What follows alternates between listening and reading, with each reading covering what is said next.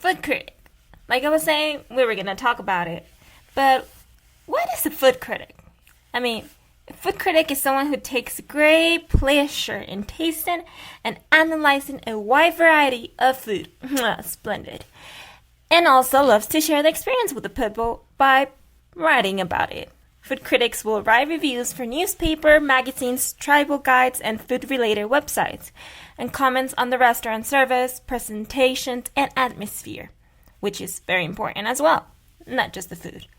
They sometimes also provide comparisons, opinions, and discussions of similar dishes at other establishments. Of course, right after analyzing their dining experience, a food critic will give the establishment a rating, which can then be used to help the public decide whether to eat there or not.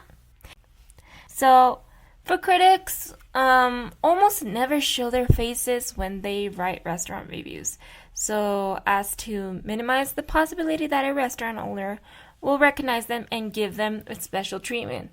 This way, it won't be considered as an unfair. That means keeping all social media profile photos free and restricting public appearances as well.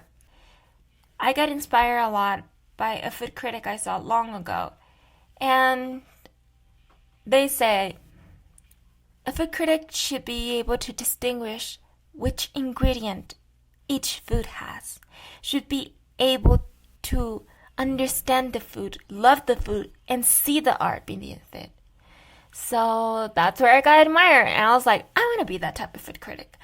I want to, instead of just saying, no, this is like the worst meal.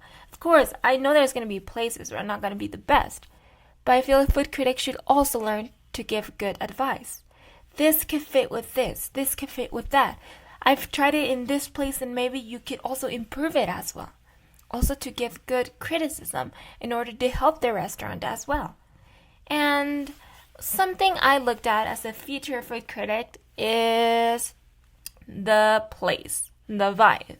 Because when we go to restaurants, we usually go to chillax and not to worry that we have to cook. So imagine if you have to stress and be like, wow, the food was not good, why did I pay this? You will not be having a great appetite. And for me, I have some values, and I feel that's what I should be looking for. Now, for all these people who are wondering, then why am I making animation? Well, like it says, a food critic doesn't show her face. And I don't want to show my face too because I'm camera shy and other things. But I do podcasts and I do videos like this. And as a cute marshmallow, I don't need to be showing my face. And I can give you guys a great tips on food and places you guys could visit on, or also if you guys have certain types of styles, if you like to eat something with gluten, or if you guys like something vegan, or even if you guys want something keto or other things. I feel food criticism should expand to a whole new level, but I just don't want to do that. I also want to give tips. I want to expand my palate and make it better. And I have a very sensible tongue. I can even taste whether they cook with a metal pot or not. And I could taste that even if I'm eating with a metal spoon.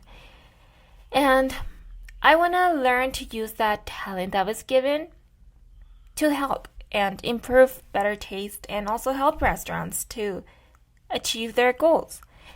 One, because I love anime, and two, because I love food, so I just add 2 + 2 = fish.